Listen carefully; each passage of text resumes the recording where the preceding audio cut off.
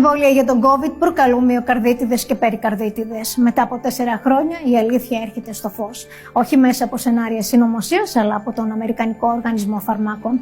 Με δική του εντολή υποχρεώνονται οι εταιρείες που φτιάχνουν εμβόλια κατά του κορονοϊού να αναφέρουν στα σκευάσματα ότι η χρήση τους μπορεί να προκαλέσει καρδιακές παθήσεις.